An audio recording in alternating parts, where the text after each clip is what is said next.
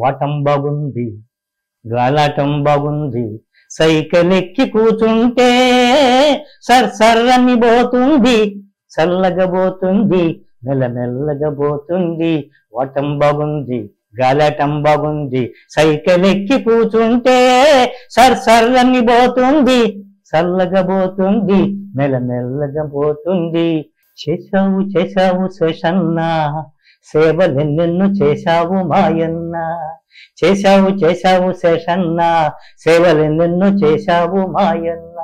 సర్వేపల్లి నియోజకవర్గానికి నీవే మిన్నా.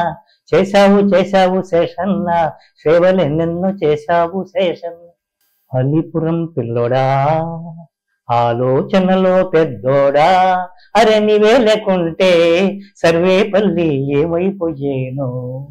అలీపురం పిల్లోడా, ఆలోచనలో పెద్దోడా, అరే నీవే లేకుంటే సర్వేపల్లి ఏమైపోయేవు. ఆదాలయ్య ఆదాలయ్య హాయిగా ఉండాలా, సర్వేపల్లి సర్వేపల్లి చల్లంగుండాలా. మా ఆదాలయ్య హాయిగా ఉండాలా, చల్లగా ఉండాలా, హాయిగా ఉండాలా, చల్లగా ఉండాలా, హాయిగా ఉండాలా. ఆదాలయ్య ఆదాలయ్య హాయిగా ఉండాలా, సర్వేపల్లి సర్వేపల్లి చల్లంగుండాలా. కాకాణి కలల పారాణి, కాకాణి కలల పారాణి, తోడేరు నుంచి తాడేపల్లికి ఎదిగిన నేత అభిమాని కాకాణి. నమస్తే, welcome to right news. Chaitanya వ్యక్తుల కార్యక్రమానికి స్వాగతం. ఈనాటి కార్యక్రమంలో పాల్గొనడానికి మనతో ఉన్నారు వేరువేరుగా ఉన్న అక్షర పదాలన్నింటినీ తన పాండిత్యం అనే బంధనంతో ఏకం చేసి అందమైన మాలగా కూర్చి వాటిని వార్తల రూపంలో, కవితల రూపంలో, పాటల రూపంలో సమాజానికి అందిస్తున్న సీనియర్ జర్నలిస్ట్ వల్లూరు మాధవరావు గారు. పలు ఆసక్తికరమైన విశేషాలను ఆయన మాటలో విని తెలుసుకుందాం. నమస్తే సార్. సార్ బాగున్నారా? బ్రాహ్మణ అర్చకత్వాన్ని తీసుకోకుండా జర్నలిస్ట్ వైపు మీరు అడుగులు పెట్టగల కారణాలు ఏంటి? మొదటి నుంచి కూడా నాకు బాల్యం నుంచి, నేను చదువుకునేటప్పటి నుంచి కూడా నేను రంగనాయకపేట సెయింట్ పీటర్స్ హై స్కూల్ చదివాను. అప్పుడు హైయర్ సెకండరీ కోర్స్ అని ఉండేది. ఆ రోజుల్లో కూడా పార్లమెంట్ అనేటటువంటి సమావేశాలు పాఠశాల జరుగుతున్నవి. అప్పుడు మంచి ఉపాధ్యాయులు నరసయ్య గారని, వెంకటాద్రి గారిని, వాళ్ళంతా కూడా నా చేత మాట్లాడిచ్చేవారు పార్లమెంట్లో ఎలా ఉండాలి ఏంటని. ఆనాటి నుంచి కూడా జర్నలిజంలో ఒక ప్రత్యేక ఆసక్తి నెలకొంది. అదేవిధంగా నేను ఆల్ ఇండియా రేడియో ఎక్కువ వింటుండేవాడిని. ఆ రేడియో వినేటప్పుడు అక్కడ బాగా పొద్దుపోయిన తర్వాత విలేకరులతో మాట్లాడుతూ అని అంటుండేవాడు. దాంట్లో చూసి ఏందబ్బా పొద్దుపోయిన తర్వాత కూడా విలేకరులతో ఏం పనా అనేటటువంటి ఆసక్తిని ఇంకా నాకు మరి ఒక ఉత్సాహాన్ని చేకూర్చింది. ఆనాటి నుంచి కూడా జర్నలిజం మీద మంచి ఆసక్తి కలిగింది. సార్, మీ పూర్వీకులలో ఎవరన్నా జర్నలిజం వైపు మొగ్గు చూపిన వాళ్ళు ఉన్నారా సార్? లేరండి, మీ దగ్గర నుంచే మొదలైంది. మరి మీ తర్వాత? మా తర్వాత మా పాప ఉంది, మా అమ్మాయి కూడా, మా కుమార్తె కూడా, ఆమె కూడా జర్నలిజంలో మంచి ఆసక్తి ఉంది. అంటే మామూలుగా మనం ఏమనుకుంటామంటే బ్రాహ్మణ్స్ అన్నప్పుడు అర్చకత్వాన్ని వైపు మొగ్గు చూపుతారు, లేదా అంతకన్నా స్టడీస్ విషయంలో ముందుకు వెళ్తారు. వేరు కోరి సమాజాన్ని చైతన్యపరచడం కోసంగా జర్నలిజాన్ని ఎందుకు ఎన్నుకున్నారా అనేది. ఎందుకంటే ఇవాళ సమాజంలో నెలకొన్నటువంటి అసమానతలు కానివ్వండి, వైరుధ్యాలు కానివ్వండి, అవన్నీ కొంచెం ప్రభుత్వానికి కానీ వారధిగా పనిచేయాలంటే ఒక జర్నలిజమే కీలక భూమిక వహిస్తుంది. ఆ కోణం ద్వారానే కొంచెం మనం ఈ పేద వర్గాలు కానీ అటువంటి సమస్యలు ప్రస్తావించాలి, ప్రభుత్వం దృష్టికి తేవాలి, మనమంతా ఏదో ఒక కొంత సహాయం చేయాలనేటువంటి ఆసక్తి మెండుగా ఉండడంతోనే ప్రధానంగా నేను ఈ జర్నలిజంకి రావడం జరిగింది. సో సమాజం 4 పిల్లర్స్ మీద ఉండాలంటే ఆ 4th పిల్లరే జర్నలిజం. ఆ 4th పిల్లర్ దృఢం చేయడం కోసమే మీరు ఆ ఫీల్డ్ ఎన్నుకున్నారు. సార్, సుదీర్ఘకాలంగా మీరు జర్నలిజంలో పనిచేస్తూ ఉన్నారు. ఈ జర్నలిజం చేసే క్రమంలో ఏమైనా సవాళ్ళను ఎదుర్కోవాల్సి వచ్చింది? అనేక సవాళ్ళు ఉన్నాయండి. ఒక వార్త రాసిన తర్వాత దాన్ని ఒకసారి ఆలోచిస్తే తెల్లవారి ఆ పబ్లిష్ అయ్యేటప్పుడు ఒక ఏమనుకుంటున్నారు అనేటువంటి భావన కలుగుతుంది, ఒక భయం కూడా. ఆ వార్త యొక్క ప్రతిఫలం ఎలా ఉంటుంది అనేటువంటి విషయంలో కూడా కొంత మదన పడినటువంటి సందర్భాలు కూడా అనేక ఉన్నాయి. నేను ఆంధ్రజ్యోతిలో పనిచేశాను, అదేవిధంగా ప్రజాశక్తి, జమీన్ రైతు మొదటి నుంచి కూడా నాకు 15 సంవత్సరాలు ఇచ్చినప్పుడు కూడా జమీన్ రైతు విలేకరిగా ఎక్కువ కాలం పనిచేశాను. ప్రస్తుతం జమీన్ రైతు స్వర్ణ సాగరం అనేటువంటి పత్రికలో కూడా పనిచేస్తున్నాను. Okay sir. సో ఏదైనా ఒక సమస్యని రేస్ చేసి ఒక వార్త రాసినప్పుడు ఆ సంబంధిత బాధితులు మీ మీద ఏమన్నా కోపంగా రియాక్ట్ అయిన సందర్భాలు ఏమైనా ఉన్నాయా సార్? లేదండి, అటువంటి సందర్భాలు ఏం లేదు. అటు వచ్చినా కూడా మనం చెప్పేటటువంటి సమాధానం మీద వాడు సంతృప్తి పడి వెళ్ళేటటువంటి వాడు. కొన్ని సందర్భాలు కొన్ని క్రిమినల్ కేసులు అటువంటి విషయాల్లో కూడా కొన్ని సందర్భాల్లో వచ్చాయి అటువంటివన్నీ కూడా. కానీ వాళ్ళు కొన్ని రాజకీయ కారణాల వల్ల నా పైకి వచ్చినప్పటికీ కూడా వాటిని సమర్థతతో చెప్పడంతో వాళ్ళు శాంతపరిచి పంపించేవాడు. జర్నలిజం అంటే సార్ ఒక వ్యక్తి ఒక వ్యవస్థతో పోరాటం చేయడం, ఒక వ్యక్తి రాసేటువంటి ఒక వార్త కొన్ని వందల మెదళ్ళని ఆలోచింపజేస్తుంది. సో ఇలాంటి క్రమంలో మీ తప్పు ఇది అని ఎత్తి చూపినప్పుడు వాళ్ళు మీ మీద ఎప్పుడు బాధపడలేదంటారా సార్? కొందరు మనసులో బాధపడ్డా అటువంటి సందర్భాలు ఉన్నాయి. కానీ అదేందో దానివల్ల ఏంటంటే అది దైవ కృప అనొచ్చు. నా మీద అటువంటి ఒత్తిడి అనేది రాలేదు. కాబట్టి ఒక రాజకీయ నాయకులు కొందరంతా ఏంది ఇది కాదు అది కానీ ప్రశ్నించేటటువంటి వాళ్ళు, నేను దానికి సరైనటువంటి సమాధానం చెప్పేవాడిని. సార్ ఒకనొకప్పుడు అక్షరాల క్రమంలో ఒక్కొక్క అక్షరాన్ని కూర్చుకుంటూ పేపర్ ప్రకటన చేసేవారు. ఇప్పుడు మీడియా చాలా వేగమైంది. దీనిపైన ఏమనుకుంటుంటారు మీరు? ఇప్పుడు ప్రస్తుత సమాజ పరిస్థితుల్లో అవసరం కూడా టెక్నాలజీ పెరిగింది కాబట్టి ఇప్పుడు ఆధునీకరణ పద్ధతుల ద్వారా కూడా ఇటువంటి అవసరం. పాత పద్ధతిలో కష్టపడేవాళ్ళు అంతకుముందు వార్త రాయాలంటే ముక్కలు పెట్టుకునేవాళ్ళు, టైప్ చాలా ఆలస్యం అయ్యేది, దానికి చాలా శ్రమ ఉండేది. ఇవాళ ఆ పరిస్థితి లేదు. ఇవాళ టెక్నాలజీ పెరిగిపోయింది, అంతా కూడా బ్రహ్మాండంగా ఉన్నది. ఇవాళ వార్త రూపం కానీ జర్నలిస్టులు కానీ అమిత తెలియగలైనటువంటి తయారైనారు. మేధాశక్తి పెరిగిపోయింది. అదేవిధంగా సమాజాన్ని మార్పు చేయడానికి ఎంతో ఉత్సాహం చూపేటటువంటి సందర్భాలు ఉన్నాయి. సో జర్నలిజం కలుషితమైంది, ఓ రకంగా బెదిరింపు వార్తలు రాస్తున్నారు అని కొంతమంది అంటూ ఉంటారు. దీనిపైన ఏమంటారు? ఆ భావన కూడా కొంత ఉంది. అది ఏంటంటే కొంతమంది పోకడ వల్ల ఆ విధంగా అవుతున్నది. దానికి కూడా ఏంటంటే జర్నలిజంలో కూడా ఒక క్వాలిఫికేషన్ అనేది పెట్టి తీసుకుంటే మాత్రం అది దాంట్లో యొక్క నైపుణ్యత అనేది పెరిగేటువంటి అవకాశాలు మెండుగా ఉంది.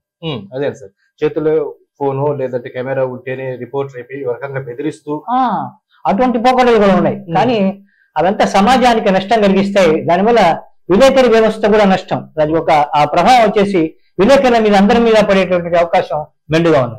సార్ సర్వేపల్లి నియోజకవర్గ పరిధిలోని అంటే మీ సమకాలికులు అనుకోవచ్చు, లేదంటే మీకన్నా కొంత వయసులో చిన్నవాళ్ళు అయి ఉండొచ్చు. అటు సివి శేషారెడ్డి గారు కావచ్చు, తర్వాత ఆదాల ప్రభాకర్ రెడ్డి గారు కావచ్చు, ప్రత్యేకించి సోమిరెడ్డి చంద్రమోహన్ రెడ్డి గారు కావచ్చు, ప్రజెంట్ కాకాని గోవర్ధన్ రెడ్డి గారు కావచ్చు, వీళ్ళందరూ కూడా సభ సమయం స్టార్ట్ కాక మునుపు ఒల్లూరు మాధవరావు గారని మీరు వాళ్ళని ఉద్దేశించి అప్పటికప్పుడే పదాలను ఏకం చేసి వాళ్ళ పైన ఒక పాటలు పాడతారు, పేరడీ రూపం అంటారు. నిజమా సార్? నిజమేనండి. ఏదన్నా శివి గారికి రాసిన పాటను గుర్తుంటే పాడతారా సార్? చేశావు శేషన్న, సేవలెన్నెన్నో చేశావు మాయన్న. చేశావు శేషన్న, సేవలెన్నెన్నో చేశావు మాయన్న. సర్వేపల్లి నియోజకవర్గానికి నీవే మిన్నా. చేశావు శేషన్న, సేవలెన్నెన్నో చేశావు శేషన్న. Excellent sir. ఈ సందర్భంలో శివి గారు ఎలా ఫీల్ అయ్యేవాళ్ళు? ఆయన కార్యక్రమాలన్నా కూడా నన్ను దగ్గర తీసేవాడు. ప్రతి మీటింగ్ లో ఒకనొక సందర్భంలో ఆయనకు పర్సనల్ కార్యదర్శి కూడా పనిచేసినటువంటి సందర్భాలు శివి గారికి. ఏదైనా మీటింగ్ సందర్భాలు కూడా నన్ను పిలిచేవాడు, మాధవరావు నువ్వు రా అని చెప్పేసి. ఆయన ప్రోగ్రామ్ పోయేటప్పుడు ఆ సంబంధించిన సబ్జెక్ట్ కూడా నా చేత చూపించుకునేటటువంటి వ్యక్తి అనమాట. ఆయన నాకు మోస్ట్ గురుతుర్యులు. ఆయన ఎప్పుడు కూడా నిరంతరం ఆయన యొక్క నా హృదయాల్లో జీవించే ఉంటాడు. Okay sir. మరి సోమిరెడ్డి గారి మీద రాసిన పాటలు పాడగలరు? సోమిరెడ్డి గారి మీద అనేక పాటలు రాశాను. ఒక ముఖ్యంగా మీకు చెప్తాను. అలీపురం పిల్లోడా, ఆలోచనలో పెద్దోడా, అరే నీవే లేకుంటే సర్వేపల్లి ఏమైపోయేను.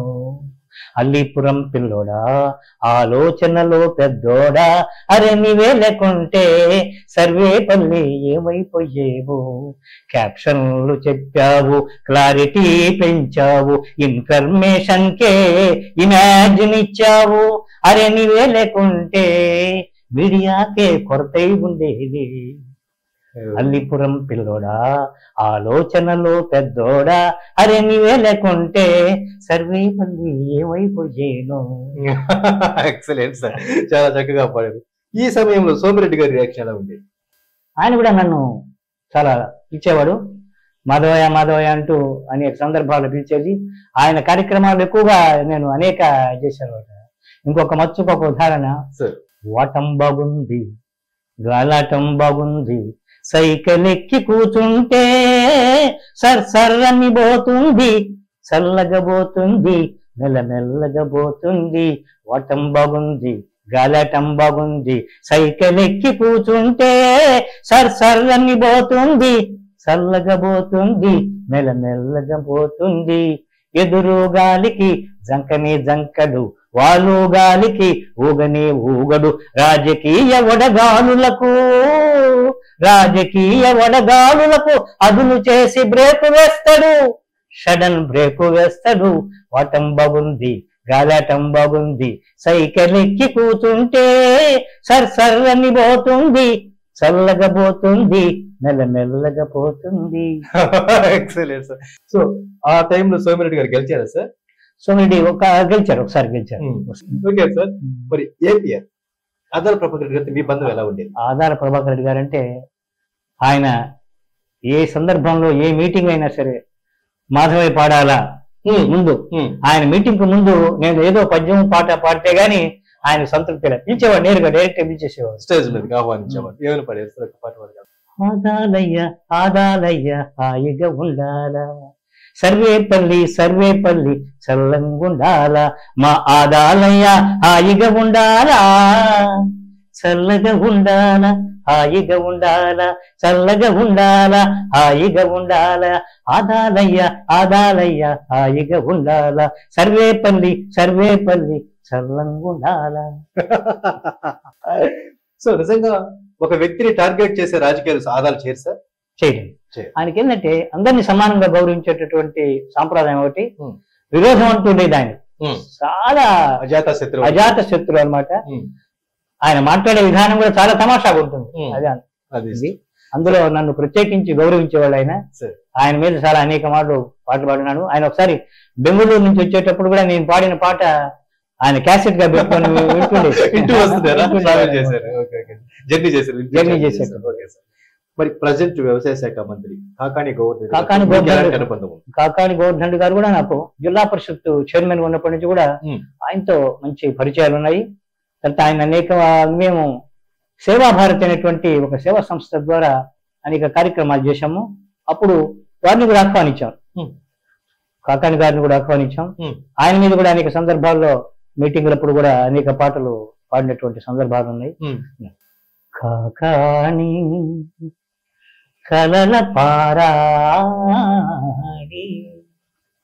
కాకాని కలల పారాణి, తోడేరు నుంచి తాడేపల్లికి ఎదిగిన నేత అభిమాని కాకాని. విరామమెందుక తిరుగుతుంటావు, విరామమనే జరుగక తిరుగుతుంటావు, నియోజకవర్గంలో నీకేంటే ఒక స్థాయిని పెంచావు కాకాని కలల పారాణి, సర్వేపల్లికి నీవే దిక్సూచి. ఎక్సలెంట్. మరి ఈ సందర్భంలో కాకాని గారు ఎవరు మాట్లాడేవారు? ఆయన కూడా నాతో చాలా ఉండేవాడు. ఇక్కడ మాధవరావు అని ఆప్యాయంగా పిలిచేవాడు. సార్ ఓన్లీ వార్తలనే ఈ ఇన్ని సంవత్సరాల కాలక్రమంలో వార్తల వైపే దృష్టి సారించారా? వచ్చిన రూపంలో కవితలు రాశారు? రాశారు అనేక సందర్భాలు, అనేక దాంట్లో కూడా వచనంలో కూడా వచ్చిన కవిత పద్య కవిత పద్య కవిత ఉంది, వచన కవిత కూడా చేసినటువంటి సందర్భాలు ఉన్నాయి. సార్ వాటికి ఏమన్నా ప్రభుత్వం నుంచి కానీ లేదా ప్రైవేట్ సంస్థల నుంచి కానీ అవార్డు రావడం, సన్మానాలు జరిగాయి అనేక చోట్ల. ఏంటంటే పిలిచినప్పుడు కార్యక్రమాలు పోయినప్పుడు కానీ ఈ సేవా భారత్ అని కానీ కొన్ని స్వచ్ఛంద సేవా సంస్థలు ఇచ్చినప్పుడు సన్మానించారు. అవి చాలా మర్చిపోలేనటువంటి సన్మానం. మాధవరావు గారికి అనుకుంటారా అక్షరానికి? అది ఒక అక్షరం, అది అక్షరం కుక్షురోధనం అన్నారు. ఆ అక్షరమే ఈ రోజు కూడా జర్నలిజంలో ఏంటంటే అనేక మంది విలేకరులు కూడా గర్వంగా చెప్పుకుంటాను, 10 మంది తయారు చేసినటువంటి విలేకరులు కూడా ఈ మండలంలో నియోజకవర్గంలో ఉన్నారు అందరూ. అదే సార్, మా దృష్టికి వచ్చిన విషయంలో కూడా మాధవరావు గారికి ఎంతో మంది శిష్యరికం లాంటి ఏకలవ్య శిష్యులు కూడా ఉన్నారు అనేటువంటి టాక్ నిజమేనండి. అనేక మంది ప్రజాప్రతినిధులు కానివ్వండి, రాజకీయ నాయకులు కానివ్వండి, ఎంతో మంది ఈ రోజు కూడా ఏమైనా సమావేశం అంటే ఏం మాట్లాడాలి, ఏం చేయాలంటే కూడా వాడు సలహా తీసుకొని మాట్లాడేటువంటి సందర్భాలు ఉంటాయి. సార్